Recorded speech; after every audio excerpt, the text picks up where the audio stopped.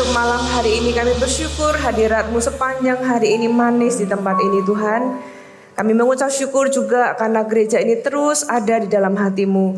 Tuhan terus pakai setiap kami menjadi alat kepanjangan-Mu di muka bumi ini ya Tuhan. Kami berdoa biar Engkau terus memakai setiap kami ya Tuhan. Jadikan kami orang-orang yang selalu siap sedia memberikan kehidupan kami ya Tuhan untuk terus dipakai Tuhan seumur hidup kami. Pakai gereja ini Tuhan untuk terus mengemban amanat agung-Mu sampai seluruh bumi penuh kemuliaan-Mu. Terima kasih Tuhan.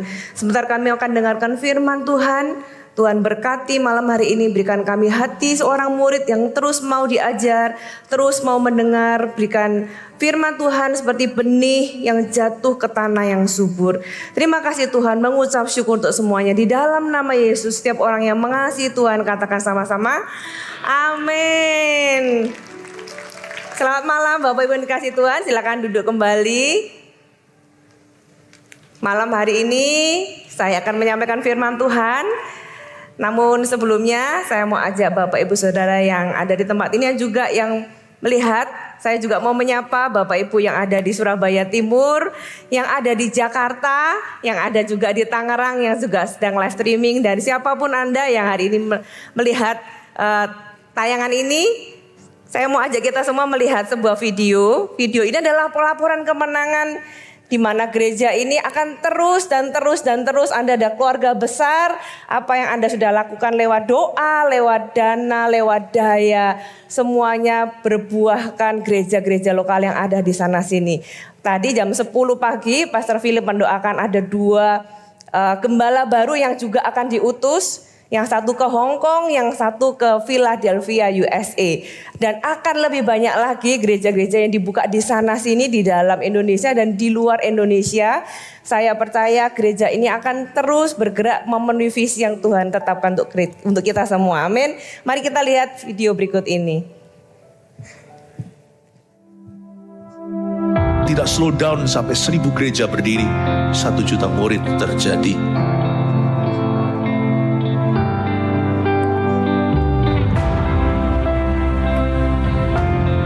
Kau terus-menerus memakainya, memakai gereja itu, merintis gereja-gereja baru, mengirim para hamba-hamba Tuhan di tempat-tempat ada jemaat, belum ada gembala sidang.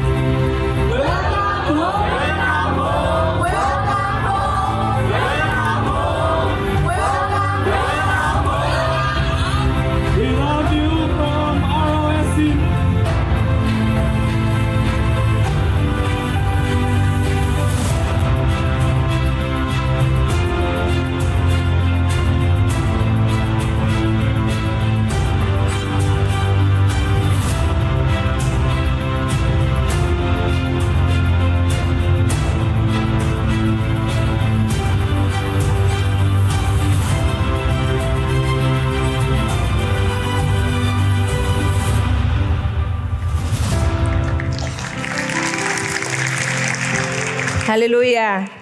Saudara, mungkin sebelum kita dengarkan firman Tuhan, kenalkan saya dulu saudara ya. Saya mungkin pertama kali khotbah di sini. Sebagian besar dari Anda mungkin belum kenal saya dengan Pastor Puji. Hari ini menggembalakan gereja lokal dan regional di Jakarta, Jawa Barat dan Banten, saudara ya. Jadi salam dari regional kami untuk Anda semua di tempat ini.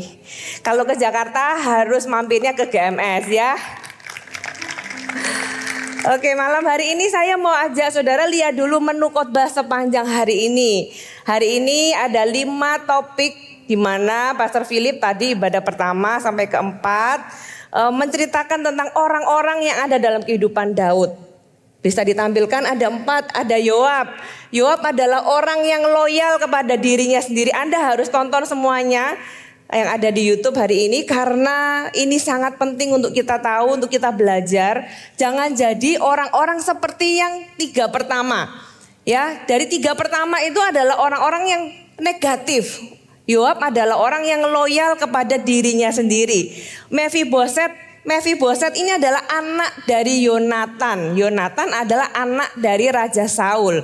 Jadi ini cucunya Raja Saul. Nah, Mephiboset adalah orang yang membingungkan di pihak mana. Kesetiaan, loyalitas itu harus memihak. Jadi nggak bisa dua-duanya. Firman Tuhan bilang orang yang mendua hati nggak dapat apa-apa. Mephiboset adalah orang yang membingungkan, sebenarnya di pihak siapa sih gitu ya.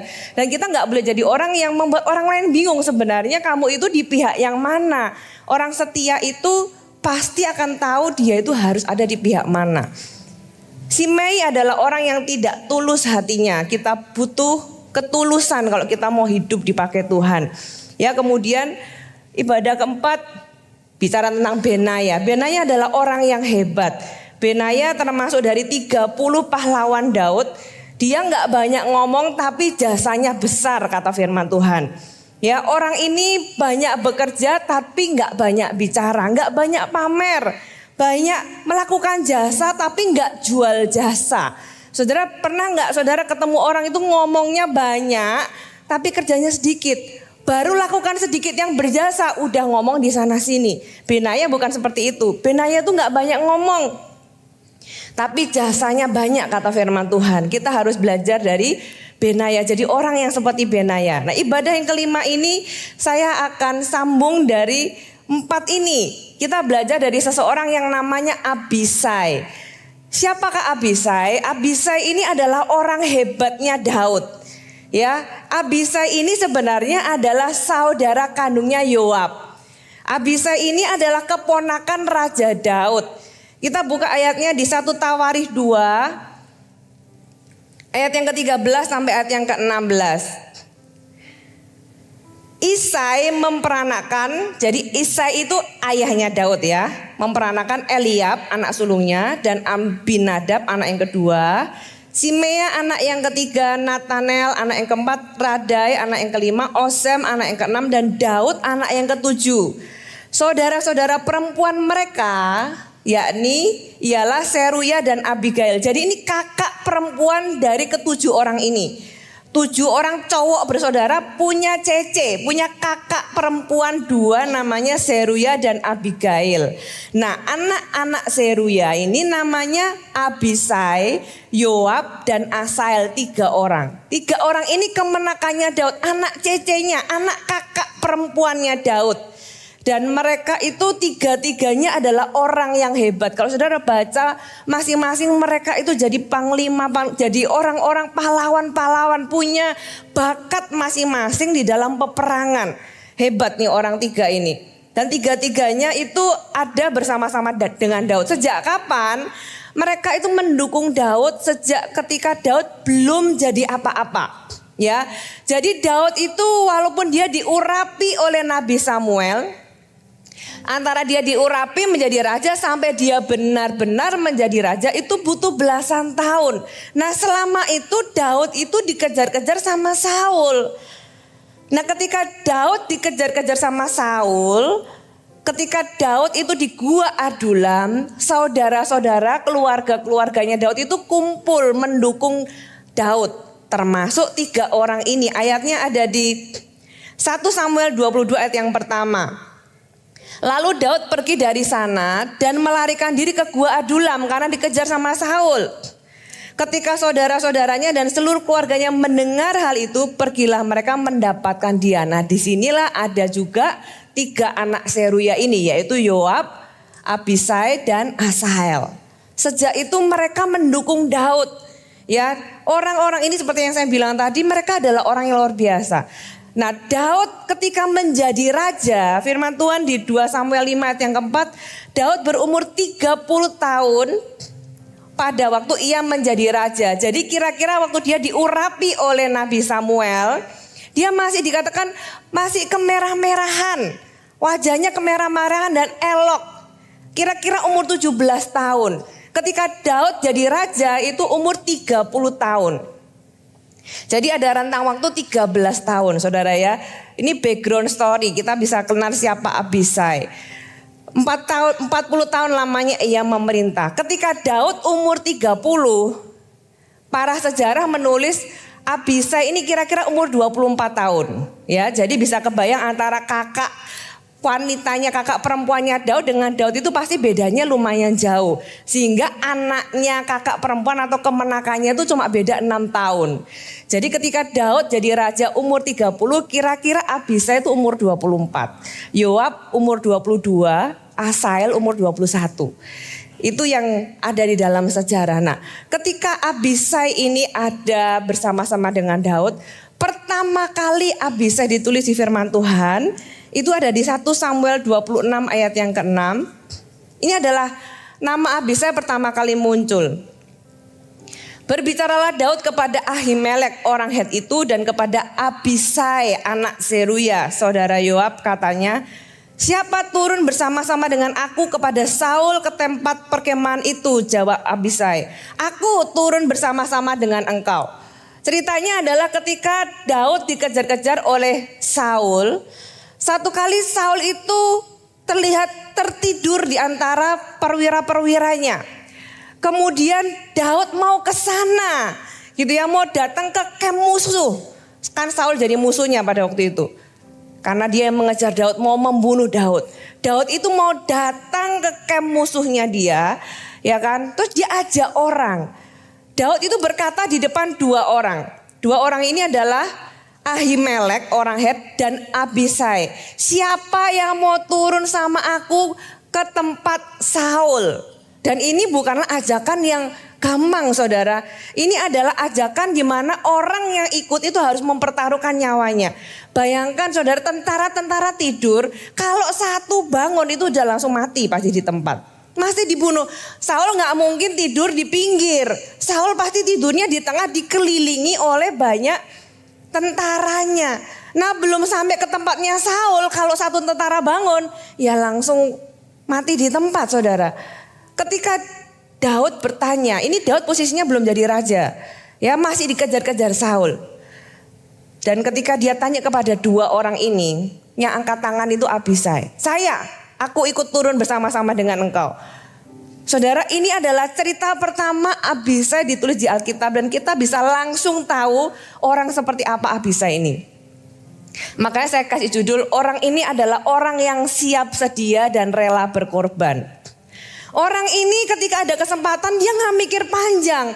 Walaupun dia tahu itu taruhannya nyawa gitu ya. Dia tahu, tapi ini adalah kesempatan buat dia. Dia berkata, dia langsung angkat tangan. Orang satunya diam aja. Orang satunya masih mikir. Tapi ketika Daud itu memberikan kesempatan itu, dia gak mikir dua kali, dia langsung angkat tangan. Aku yang turun sama engkau. Saudara, orang ini adalah, kalau kita bilang sahabat sejati ya, sahabat sejati itu adalah orang yang ada bersama kita ketika kita ada di bawah dan ketika kita ada di atas. Orang ini ada bersama dengan Daud, Abisai itu ada bersama dengan Daud dan menjadi orang yang mendukung Daud ketika Daud belum menjadi raja, belum menjadi apa-apa. Saudara, kalau kita sudah punya apa-apa, temen itu gampang, banyak yang datang sama kita. Tapi kalau kita belum jadi apa-apa, orang itu mendukung kita, itu sesuatu banget. Tapi saya bilang tadi, teman sejati itu adalah orang yang ada di bawah ketika kita ada di bawah walaupun kita ada di atas. Kadang ada orang ya, ketika kita ada di bawah dia bersama dengan kita. Tapi ketika kita itu jadi sukses, teman kita ini bisa iri loh sama kita. Saudara, kalau ketika kita di bawah orang itu bersama dengan kita, tapi ketika kita diangkat tinggi orang itu kemudian iri dengan kita, berarti ketika kita ada di bawah orang itu bukan sahabat sejati. Dia itu cuma kasihan sama kita. Ada juga orang yang cuma nunggu sudah di atas baru dideketin, saudara, belum teruji. Kita harus jadi orang yang ketika kita menjadi sahabat sejati, orang itu adalah orang yang ada di bawah, ada di atas, orang ini bersama-sama. Abisai adalah orang yang mendukung Daud ketika Daud itu belum jadi apa-apa. Dan ketika Daud setelah jadi raja, bahkan sampai akhir hidupnya, nanti saya akan ceritakan Abisai ini sampai akhir hidupnya. Dia loyal sama Daud. Orang ini orang yang luar biasa. Orang ini orang hebat. Ya, Abisai ini punya banyak kelebihan, saudara. Kita tahu dari cerita tadi, orang ini adalah orang yang aku gitu ya. Ketika ada kesempatan, dia langsung angkat tangan duluan. Orang ini orang yang gampang kalau dicari. Saudara, orang ini orang hebat yang selalu siap sedia, selalu punya inisiatif, bahkan rela berkorban. Itu adalah kelebihan dari Abisai yang pertama. Tapi pernah nggak saudara punya anak buah atau pegawai gitu ya, yang walaupun orangnya itu pintar, orangnya itu cekatan, tapi kalau pas Anda butuh orangnya nggak ada. Gitu ya, pas Anda cari, Anda pas butuh dihubungi susah gitu ya. Pas Anda lagi perlu, dia ada alasan, saudara. Itu namanya nggak siap sedia, nggak available. Walaupun orang hebat, tapi kalau nggak available, saudara, Tuhan mau kita belajar dari Abisai. Abisai ini orangnya always available. Setiap kali Daud butuh, orang ini selalu ada. Setiap kali Daud mencari orang yang dipercaya, orang ini selalu tersedia. Saudara, kalau Anda punya seseorang yang pintar, tapi kalau Anda pas butuh nggak ada lah, Anda berpikir buat apa gitu ya. Kan kita itu bisa sewaktu-waktu butuh. Kita perlu jadi orang yang belajar dari Abisai. Abisai ini adalah orang yang available, orang yang siap sedia. Dan kesediaannya itu bukan cuma dirinya gitu ya, tapi dia itu rela mengorbankan. Seperti saya cerita tadi, taruhannya itu nyawa. Tapi dia gak mikir panjang karena dia benar-benar committed sama Daud.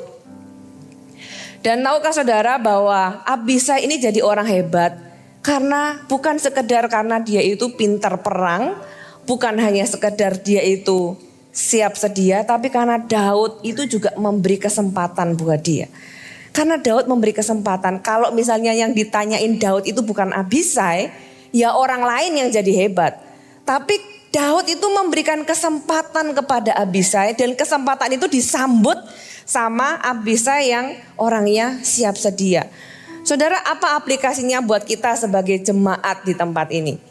Saudara, kita ini di gereja ini selalu memberikan Anda, memberikan kita semua kesempatan, saudara. Memberikan kita semua kesempatan untuk kita terlibat. Visinya besar, melibatkan semua orang yang mau terlibat. Pertanyaannya, Anda mau seperti Abisai yang berkata, ini aku pakai aku, atau ini aku utuslah dia? Saudara, belajar dari Abisai. Kesempatan di gereja ini tuh selalu ada. Dan menjadi orang yang siap sedia itu gak otomatis. Itu gak otomatis. Dan tidak ada hubungannya dengan personality. Gak ada hubungannya dengan aku memang kepribadiannya gak seperti itu. Gak ada. Itu gak ada hubungannya dengan kepribadian, karakter. Enggak, ini ngomong tentang pilihan. Aku mau jadi orang seperti apa. Dan setiap dari kita, kalau kita mau, kita bisa jadi orang seperti Abisai. Aku mau jadi orang yang available. Aku mau jadi orang yang siap sedia. Saudara, kita perlu mengambil keputusan untuk menjadi orang seperti Abisai. Di gereja ini selalu ada kesempatan. Nah, banyak orang berpikir, aku gak punya kesempatan. Siapa bilang kesempatan itu seringkali ada di depan mata, tapi kita itu seringkali melewatkannya atau gak melihatnya. Anda pernah tahu yang namanya red car theory?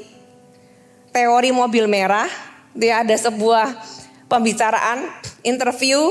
Kamu hari ini lihat mobil merah ada berapa? Atau gak usah mobil merah contohnya. Kamu hari ini lihat orang pakai baju merah ada berapa? Kita ya gak tahu gitu ya.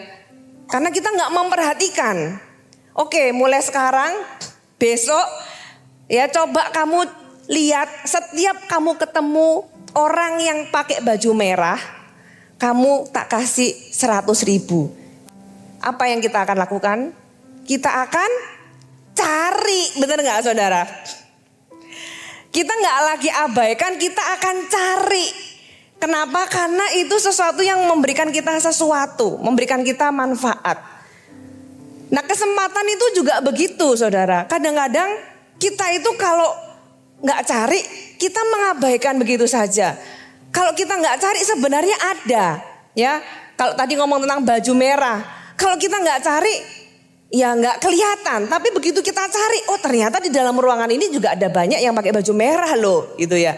Saudara, kesempatan itu sebenarnya ada di kanan kiri kita. Kalau saudara adalah jemaat, contoh di CG. Aku belum siapa-siapa, aku gak punya kesempatan. Aku belum dikasih tugas, aku belum aku belum dikasih tugas mimpin firman, aku belum dikasih tugas untuk mimpin pujian. Aku gak punya kesempatan melayani. Siapa bilang? Kesempatan melayani ada di mana-mana. Anda bisa jemput jiwa, Anda bisa bawa makanan, Anda bisa chat teman Anda untuk ngajak ke CG. Anda bisa misalnya orang makan, Anda beresin makanannya. Anda bisa buangin itu ke tempat sampah. Anda bisa bagikan air minum ke teman-teman CG. Banyak kok kesempatan kalau dicari. Saudara, kita bisa menemukan itu dan kita bisa melakukan sesuatu. Contoh misalnya di gereja, kalau Anda sudah pelayanan, ya mungkin Anda melihat ya kesempatanku melayani, Anda bisa memberikan lebih. Saudara bisa mungkin mengikuti training tanpa diminta, karena aku mau melayani lebih baik. Aku mau ikut training-training yang kira-kira bisa memperlengkapi aku di dalam pelayanan. Aku mungkin bisa memberikan air minum botol ke teman-temanku gitu ya. Atau mungkin kalau saya pelayanan hari ini akhir sudah selesai. Saya lihat teman saya di departemen lain masih gulung kabel. Saya mungkin bisa menawarkan diri, apa yang aku bisa bantu.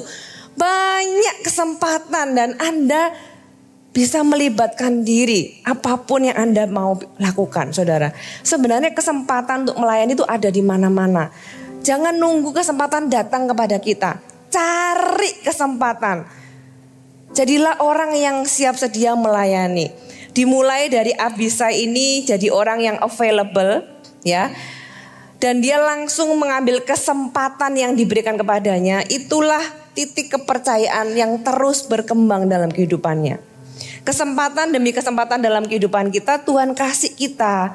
Itu juga cara Tuhan itu mempercayakan dan mengembangkan talenta dalam diri kita, saudara. Saya percaya Daud itu menawarkan diajak ke campnya Saul itu bukan karena kebetulan. Dia gak kebetulan random orang gitu ya. Siapa aja yang mau, enggak. Dia itu ngomong sama orang Het dan Abisai karena Daud itu tahu siapa Abisai dan siapa orang Het ini. Ya orang-orang ini adalah orang-orang hebat. Tapi ternyata orang hebat itu tidak semuanya available. Enggak semua orang hebat itu langsung berkata aku mau. Enggak semua orang hebat itu langsung menjawab iya terhadap panggilan. Jadilah orang yang meresponi dengan cepat kesempatan yang ada di sekeliling kita. Jangan tunggu dicari dulu, tapi kita yang cari dan kita responi panggilan itu, kita responi kesempatan itu. Dan oleh sebab itu Abisai ini adalah orang andalan Daud sejak Daud belum jadi raja sampai dia menjadi raja. Orang ini adalah orang yang siap sedia, rela berkorban, punya inisiatif. Apalagi kelebihan Abisai, orang ini bertalenta dan pemberani. 1 Tawarik 18 ayat 12. Abisai anak Seroya menewaskan 18.000 orang Edom di lembah Asin. Wow, saudara pernah gak lihat film itu? Menewaskan itu bukan cuma ratusan, bukan cuma ribuan, ditulis di sini menewaskan 18.000 orang Edom. Orang ini orang hebat. Tapi orang hebat itu, apa yang membedakan orang itu orang sukses biasa dengan orang yang hebat? Bedanya adalah di keberanian. Ya, antara orang yang pembeda between good and great itu adalah keberanian, saudara. Banyak orang itu pintar tapi gak kemana-mana. Kenapa? Karena gak berani. Mau kesini nanti takut begini begitu. Mau begini nanti takut begini. Loh ya kalau takut ya dihadapi atau cari solusi. Tapi bukannya maju, gak berani. Makanya banyak orang pintar kok, banyak orang bertalenta. Apa yang membedakan orang itu antara orang yang sukses biasa dengan orang yang luar biasa? Bedanya itu di keberanian. Berani apa, saudara? Anda dan saya kita harus punya minimal 3 keberanian ini. Yang pertama, berani untuk berubah. Berani untuk berubah. Banyak orang tahu dia harus berubah, tapi nggak berani berubah. Ternyata untuk kita berubah itu butuh keberanian. Keberanian untuk berubah itu kita perlu miliki karena berubah itu bukan hal yang nyaman buat kita.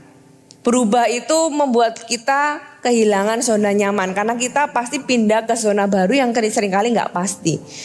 Berubah berarti ada sesuatu yang harus dibuang, ya kan? Karena kita menjadi sesuatu yang lain.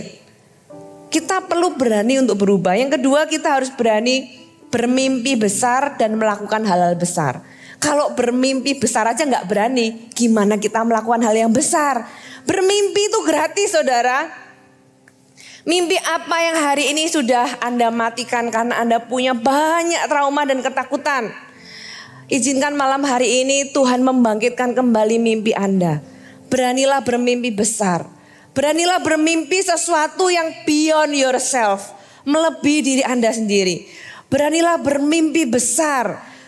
Dengan Anda berani bermimpi besar, itu akan mendorong Anda melakukan hal-hal besar. Saya percaya Abisai ini pasti dia bermimpi, aku akan habisi semua orang Edom. Oleh sebab itu yang mendorong dia melakukannya. Kalau dia gak punya visi, gak punya mimpi, ya dia gak akan jadi orang hebat. Dimulai ketika orang itu berani bermimpi besar. Yang ketiga, berani ambil resiko. Di dalam kehidupan ini gak ada hal hebat yang gak beresiko. Even di investment aja high risk high return. Benar gak saudara? Kalau kita gak berani ambil resiko di dalam kehidupan ini, ada hal-hal yang kita akan stuck. Saudara ingat ceritanya Esther? Satu kali untuk menyelamatkan bangsanya, dia harus mengambil resiko untuk datang kepada raja walaupun tidak dipanggil, walaupun taruhannya nyawa. Kalau dia tidak ambil resiko itu, maka seluruh bangsanya akan mati. Ada titik-titik tertentu dalam kehidupan kita harus berani ambil resiko. Paulus demi visinya untuk dia mencapai Injil ke Roma, dia mengambil resiko walaupun orang sudah kasih tahu nanti kamu kalau di Roma kamu akan diikat, kamu akan mengalami ini, mengalami itu. Paulus berkata, aku tetap pergi ke Roma, aku ambil resiko itu demi Injil. Saudara harus punya keberanian karena antara Anda just being good atau Anda mau jadi orang yang great, orang yang sukses. Suksesnya itu yang luar biasa, signifikan.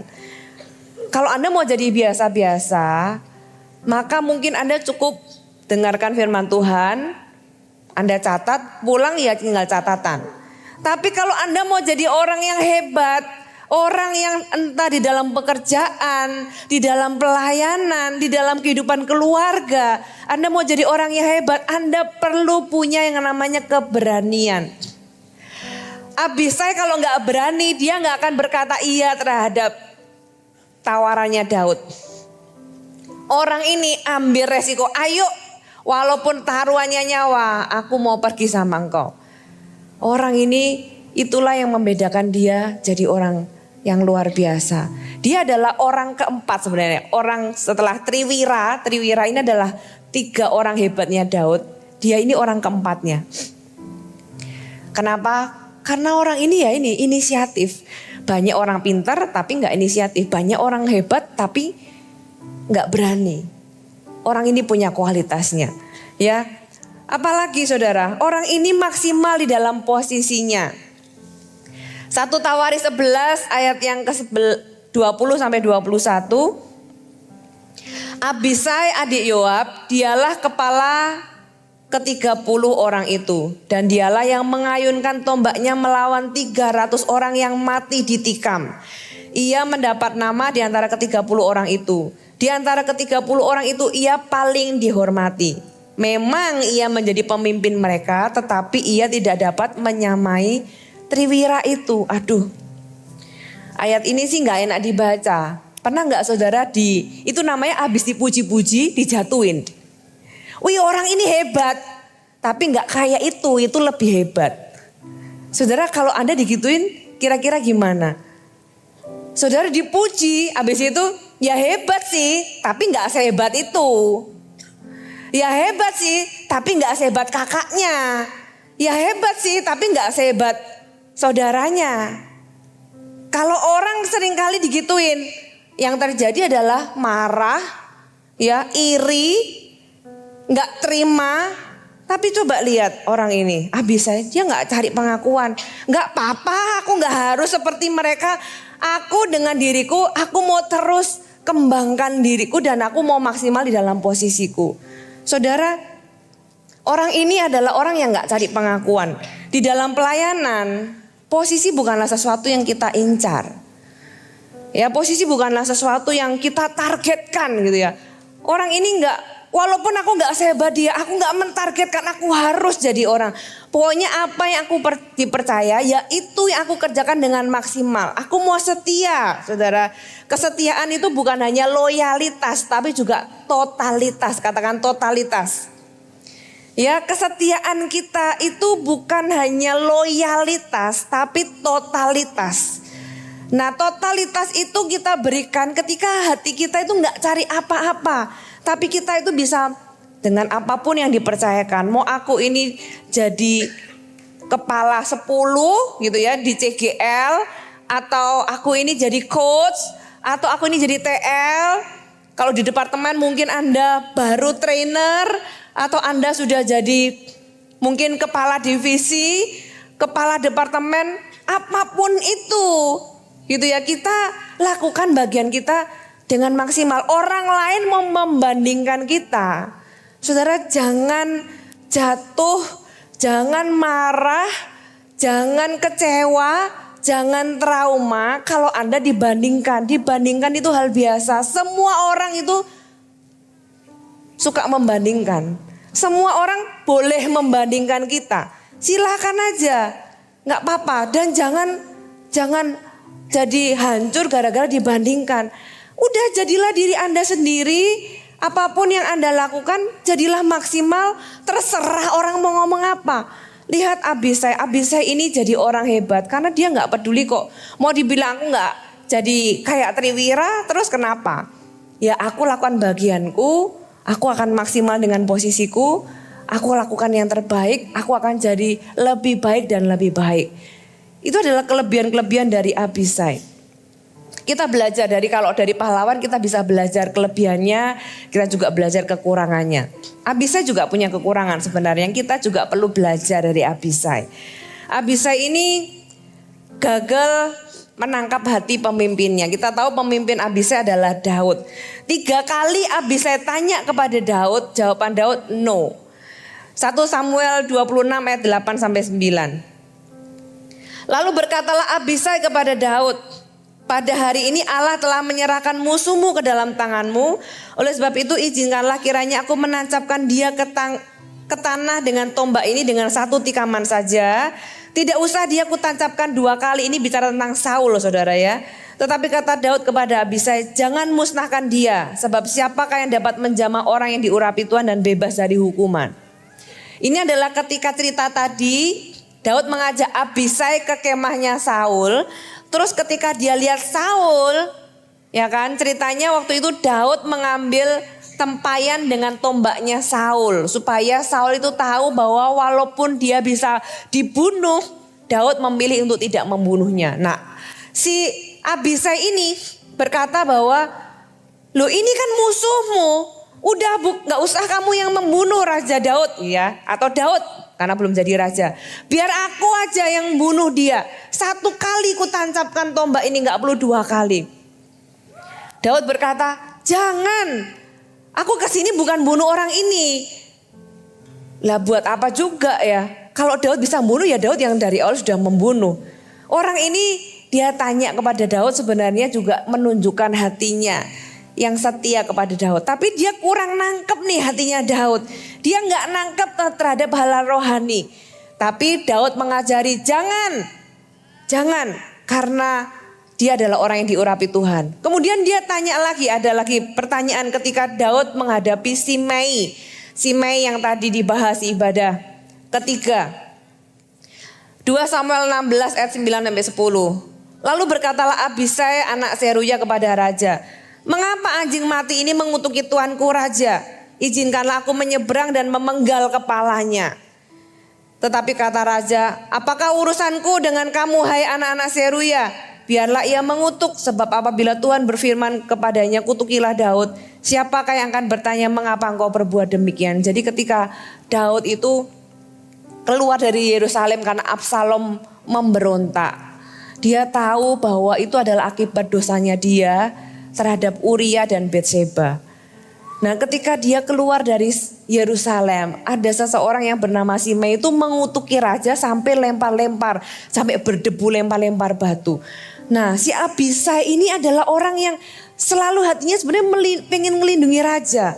Ini orang seperti anjing mati, gak ada gunanya. Izinkan aku membunuh. Dia jengkel terhadap sesuatu yang sebenarnya ingin melukai tuan yang dia kasihi. Tapi dia gak nangkep hatinya Daud. Dia tanya, izinkan aku membunuh orang ini. Daud bilang gak usah, gak usah. Ini cerita seperti Yesus dengan Petrus.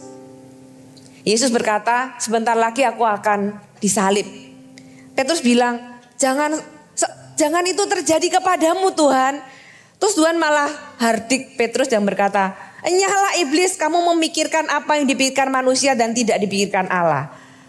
Saudara, ada waktunya mungkin maksudnya baik. Maksudnya si Abisai ini baik, tapi dia gak nangkep hatinya Daud. Puji Tuhan dia masih nanya, gak kayak Yoab yang main hakim sendiri. Dia masih tanya dan dia mau belajar, dia masih mau nurut. Yang ketiga dia tanya lagi. 2 Samuel 19 ayat 21 sampai 22.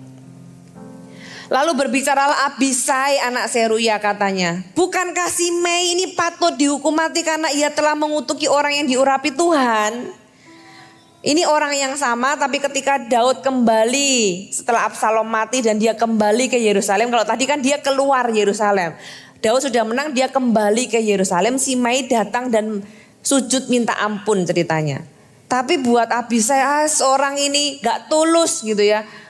Kemarin mengutuki, sekarang gara-gara Daud sudah menang kamu pura sujud-sujud minta ampun. Terus Abisai karena keluar dari hati yang sayang sama Daud sebenarnya. Ini orang patut dihukum mati karena ia telah mengutuki orang yang diurapi Tuhan.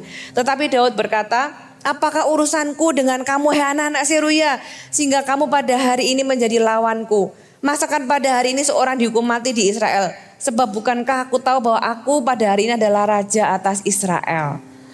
Bukan pada waktunya, dia gak nangkep juga waktu yang tepat. Dia gak nangkep apa yang Daud pikirkan, dia gak nangkep hatinya Daud.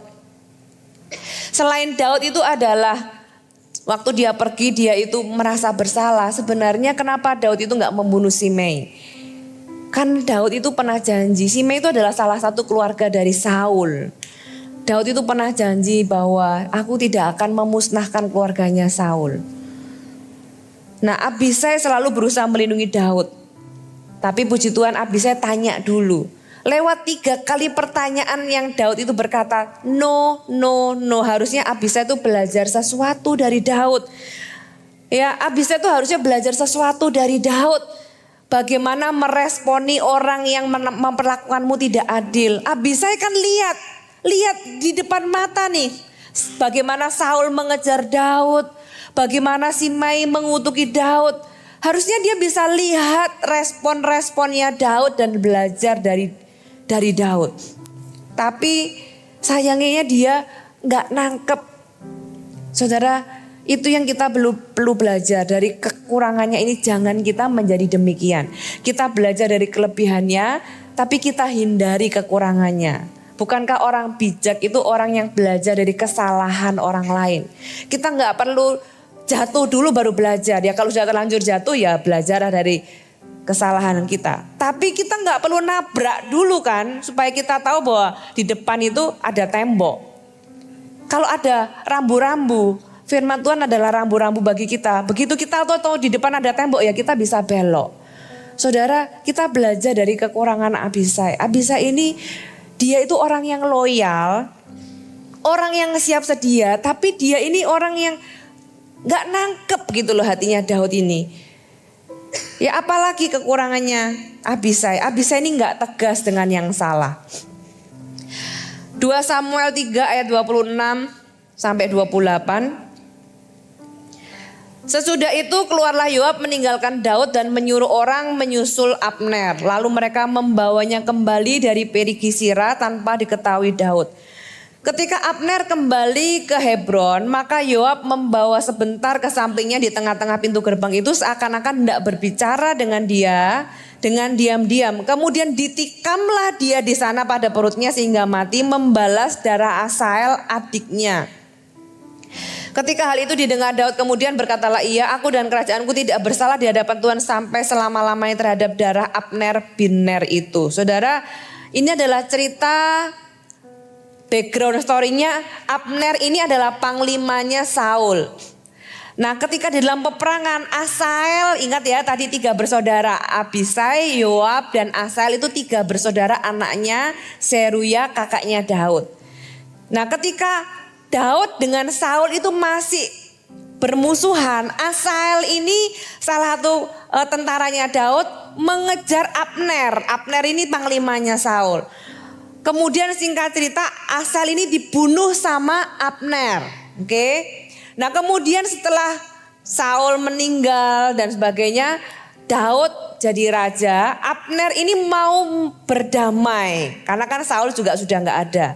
Dia mau mendatangi Daud untuk berdamai dan membawa sisa Israel kepada Daud. Tapi Yoab itu masih marah karena Asael adiknya dibunuh sama si Abner ini. Jeda antara dibunuh dengan kemudian Abner itu mau berdamai dengan Daud itu kira-kira 2 tahun. Jadi 2 tahun setelah adiknya yaitu Asael ini mati dibunuh sama Abner, satu kali Yoab itu mendatangi Abner, kemudian membunuh Abner karena dia membalas darah adiknya. Balas dendam ceritanya. Ya, urusan pribadi.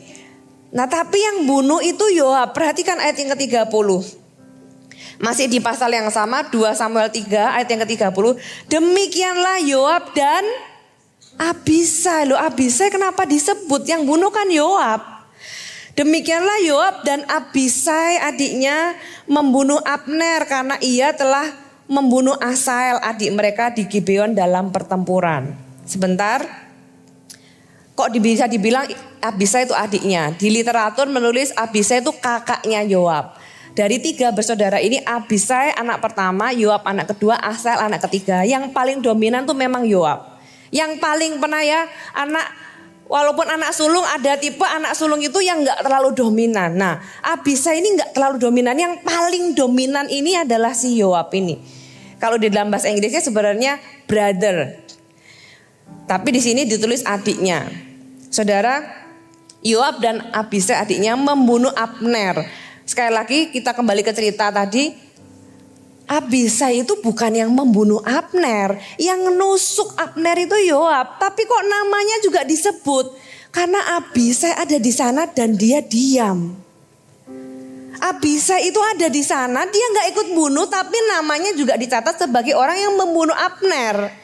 Makanya Daud itu berkata di ayat yang ke-39 di pasal yang sama. Tetapi aku ini sekarang masih lemah. Sekalipun sudah diurapi menjadi raja, jadi baru jadi raja. Sedang orang-orang itu yakni anak-anak Seruya. Anak Seruya tinggal 2 karena Asael sudah meninggal. Anak-anak Seruya tinggal Abisai dengan Yoab. Melebihi aku dalam kekerasan. Kiranya Tuhan membalas kepada orang yang berbuat jahat setimpal dengan kejahatannya. Abisai kan gak salah sebenarnya. Tapi kalau dia tahu dan dia diam, dia ikut salah. Saudara, kalau Anda adalah polisi, kemudian ada orang yang mati, di situ ada 2 orang yang ada di situ, ya dua-duanya ditangkap, walaupun yang bunuh sebenarnya cuma salah satu. Abisai ini tahu sebenarnya itu salah, itu nggak berkenan di hati Daud, tapi ya dia juga berusaha mengerti kenapa Yoab ini membunuh Abner karena Asael itu adik dari 2 orang ini, yaitu Yoab dengan Abisai. Abisai tidak membunuh tapi dia ikut bersalah karena apa? Karena dia gak tegas. Jadi dia jadi kokoh tapi gak tegas. Kalau kita bisa tegas dengan orang-orang yang mungkin kita berteman, kita bisa tarik garis nih. Ya, aku nggak mau berteman dengan orang-orang yang salah. Tapi seringkali itu nggak gampang kalau itu adalah keluarga kita.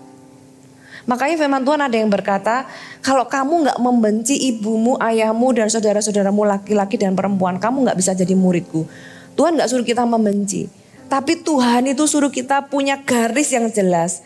Kalau itu bahkan saudara sekalipun, kalau dosa itu jangan ikut-ikutan walaupun itu adalah keluarga kita. Abisai itu dia nggak bisa tarik garis itu sehingga dia ikut terasosiasi dengan hal yang bukan kejahatannya sendiri, tapi dia jadi ikut terlihat jahat dan ikut terhitung jahat hanya karena dia diam, hanya karena dia tidak tegas.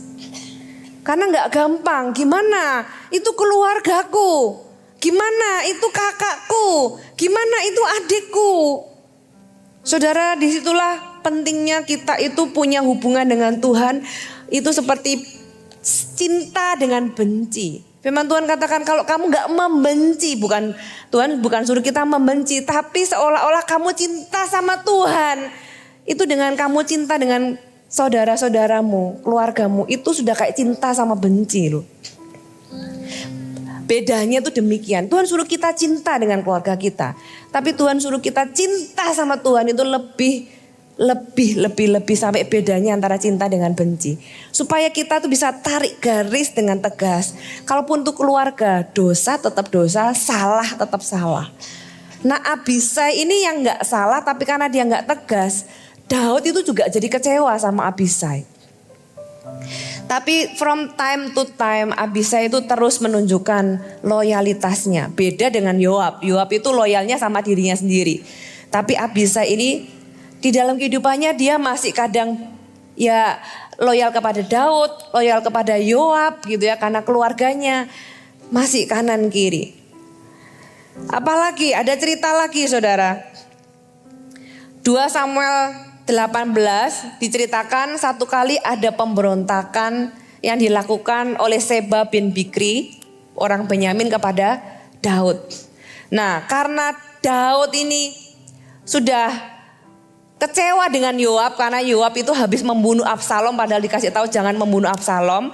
Yoab tetap membunuh Absalom. Akhirnya dia menyuruh orang lain namanya Amasa. Amasa ini siapa? Ingat ya saudara ya, Daud, saudara perempuan, kakak perempuan Daud itu ada 2, Seruya dengan Abigail. Seruya punya 3 anak, yaitu Abisai, Yoab, dan Asael. Asael mati dibunuh Abner. Nah, Abigail ya kakak perempuannya Daud ini punya anak namanya Amasa. Jadi mereka itu sebenarnya cousin, sepupu, sama-sama keponakannya Daud. Karena dia itu kecewa, Daud itu kecewa dengan Yoab karena Yoab habis membunuh Absalom. Akhirnya dia memilih Amasa untuk memimpin pasukan melawan pemberontakannya Seba. Tapi Amasa ini berlambat-lambat. Siapa orang kedua yang dia pilih? Dia panggil Abisai. Kemudian Abisai datang dan kemudian dia itu mencari atau mengejar Seba bin Bikri. Tapi sayangnya Yoab ikut-ikutan saudara. Yoab ikut-ikutan dan kemudian Yoab membunuh Amasa. Dan di sana sekali lagi ada Abisai. 2 Samuel 20 ayat 9 sampai 10 berkatalah Yoab kepada Amasa, engkau baik-baik saudaraku. Sementara itu tangan kanan Yoab memegang janggut Amasa untuk mencium dia. Amasa tidak awas terhadap pedang yang ada di tangan Yoab itu. Yoab menikam pedang itu ke perutnya sehingga isi perut itu tertumpah ke tanah. Tidak usah dia ditikam 2 kali sebab ia sudah mati. Lalu Yoab dan Abisai, berarti Abisai ada di sana sekali lagi. Tapi ya dia mungkin kaget gitu ya. Kaget loh, dia gak nyangka kalau Yoab ini akan membunuh Amasa. Tapi sekali lagi ya dia diam aja. Ini yang kita harus belajar untuk tidak seperti Abisai di sisi yang ini. Kita harus tegas, saudara tetap saudara, tapi dosa ya dosa. Saudara, kita jangan campur adukan. buat apa sih sebenarnya Yoab bunuh Amasa? Orang Amasa sebenarnya sudah nggak dipakai lagi sama Daud. Ya sebenarnya Yoab itu memberi pesan kepada semua orang, kalau siapapun yang berusaha menggantikan dia jadi panglima, dia akan dibunuh. Untungnya si Abisai ini saudaranya sendiri, kalau enggak mungkin Abisai juga dibunuh. Saudara, Abisai ini akhirnya sadar kok kalau dia itu juga perlu bersikap tegas. Ini adalah cerita terakhir di mana Abisai bersama-sama dengan Yoab. Dia nggak tegas, padahal dia bisa belajar loh dari Daud. Bukankah dia pernah diajak ke tempat Saul, bahkan dia mau membunuh Saul. Daud bilang jangan dibunuh. Dia tahu bagaimana Daud berespon terhadap orang-orang yang tidak adil dengan dirinya.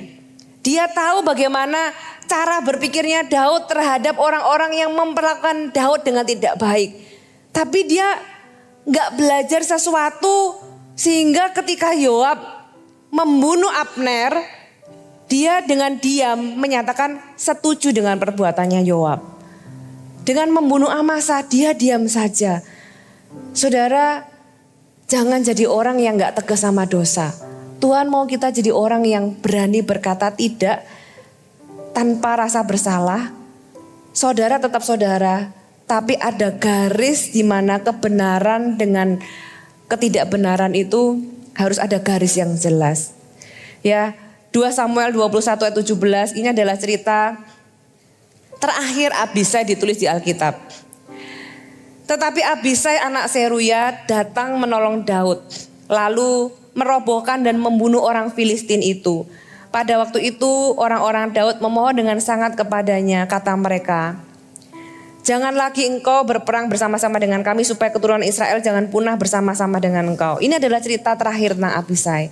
Ini kira-kira Daud umur 67 tahun, dia perang lawan Filistin. Karena Filistin menyerang, Daud berperang. Daud sudah umur 67 pada waktu itu. Berarti kalau beda 6 tahun, Abisai umur 61. Daud meninggal umur 70. Di umur 67 tahun itu, Daud berperang lawan Filistin, hampir mati. Namanya juga ada faktor U ya saudara ya. Sehebat-hebatnya Daud, faktor U yang gak bisa disangkalin saudara. Dia hampir mati, untung Abisai. Tuhan itu tahu orang yang tulus kok. Tuhan itu tahu hatinya orang.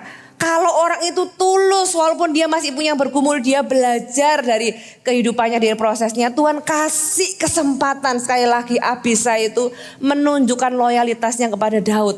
Dia dikasih kesempatan menyelamatkan nyawanya Daud. Wow, itu kesempatan yang luar biasa.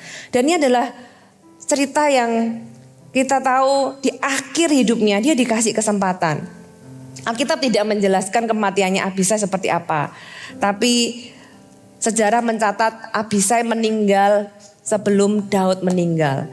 Abisai meninggal secara natural, ya secara karena tua gitu ya sebelum Daud meninggal. Mungkin kalau Abisai itu masih hidup di zaman Salomo, mungkin Abisai juga bisa dipilih jadi panglima. Karena orang ini sampai masa tuanya dia tetap menunjukkan loyalitasnya kepada Daud.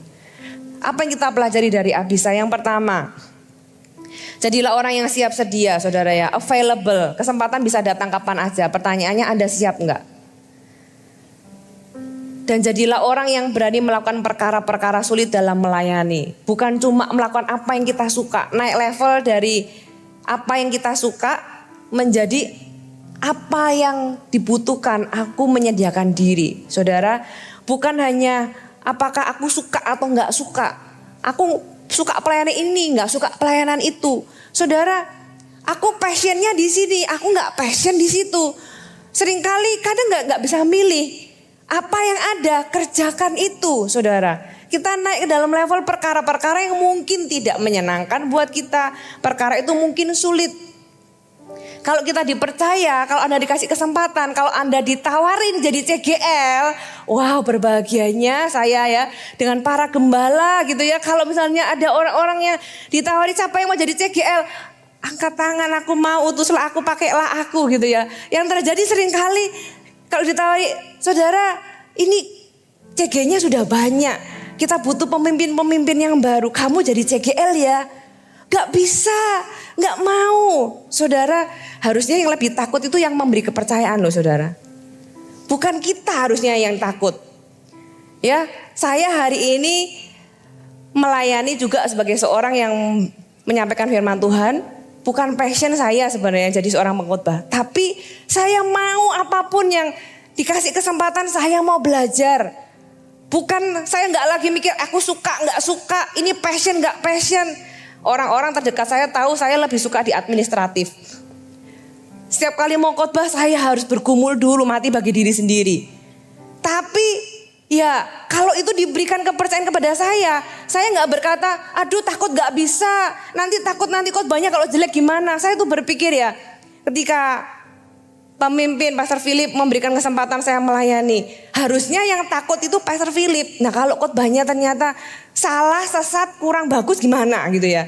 Tapi harusnya yang takut itu adalah orang yang memberikan kepercayaan. Kalau orang itu percaya kepada Anda, kita jangan fokus sama diri sendiri dan berkata bahwa takut gak begini, takut gak bisa, takut begini, takut begitu. Saudara, terimalah dengan bangga. Karena kesempatan itu bukanlah kesulitan. Kesempatan itu adalah hak istimewa yang datang di pintu Anda. Itu adalah sebuah hadiah.